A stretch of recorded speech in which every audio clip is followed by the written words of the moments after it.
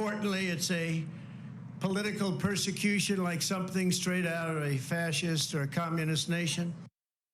President Trump's take on the federal charges he's facing. It is time now for our Sunday group. USA Today White House correspondent Francesca Chambers, president of the Constitutional Accountability Center, Elizabeth Wydra, former chief of staff for Vice President Mike Pence, Mark Shorts, and White House and politics editor Bloomberg News, Mario Parker. Welcome back to everybody. Okay, you heard what the former president had to say. It's a popular line for him out there on the campaign stump. But here's what Reuters says. Trump has raised $7 million for the 24 campaign since the federal indictment.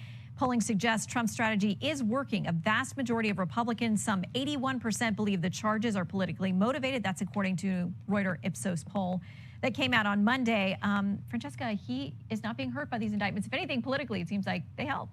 You know, DeSantis's campaign sees it as a sugar high, and their strategy here is essentially to keep trying to chip away at it. They're hopeful that even though right now Republicans are still supporting him, that maybe when you get to October, November, there's other cases that are still out there, that they'll be able to eventually pull their numbers up. And I think that that's generally the response that you're seeing from a lot of the GOP field. The first debate hasn't even happened yet.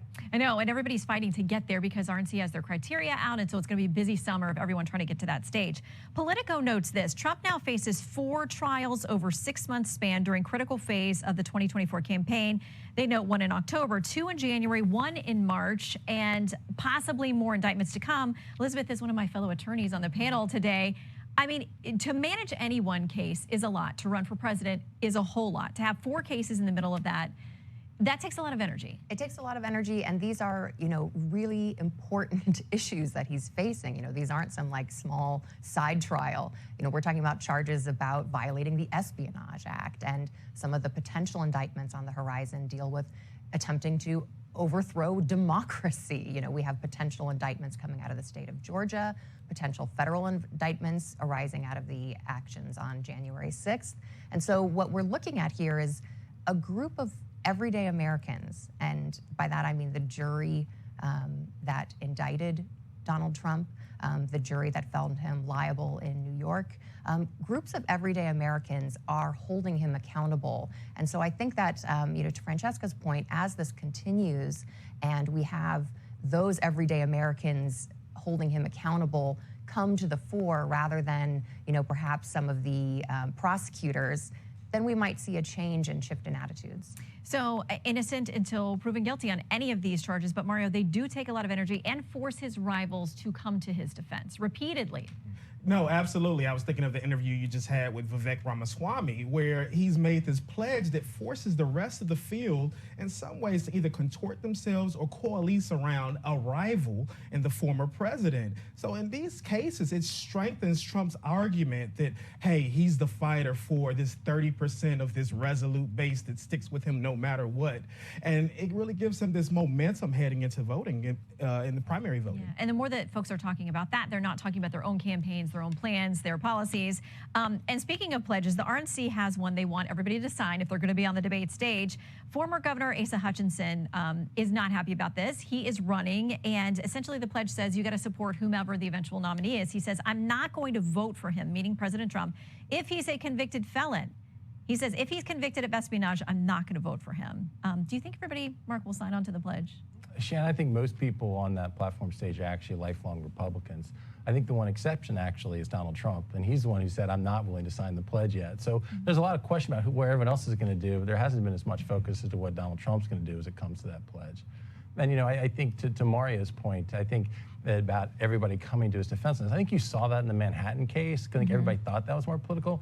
I don't sense that's the case in this particular one. And I mean, Vivek's pledge, Vivek, I don't think has ever seen a classified document in his life. So it's kind of understandable he doesn't understand the gravity of human intelligence and what comes involved in the disclosure of some of these accusations of what Donald Trump was doing with these documents.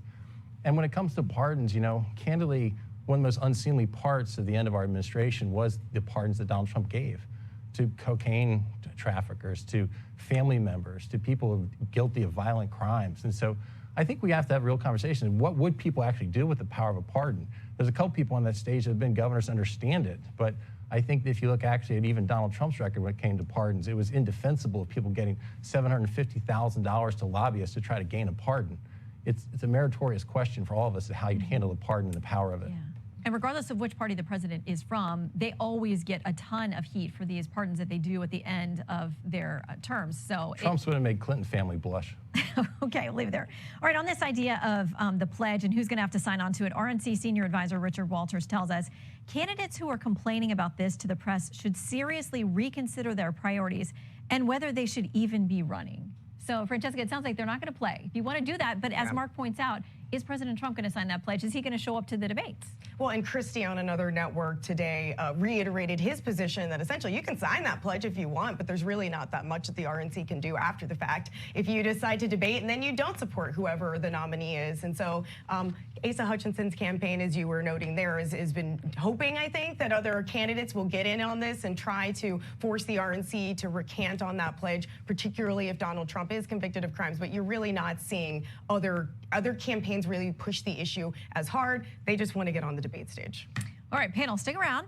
We need more from you coming up. We'll see you in just a minute, but this note for our viewers. My colleague Bret Baier is going to sit down with former President Trump tomorrow for an exclusive interview. It's wide-ranging. They're going to discuss the federal indictment, the race for the White House, and much more. That's going to air 6 p.m. Eastern on Special Report with Bret Baier on Fox News Channel Monday. Don't miss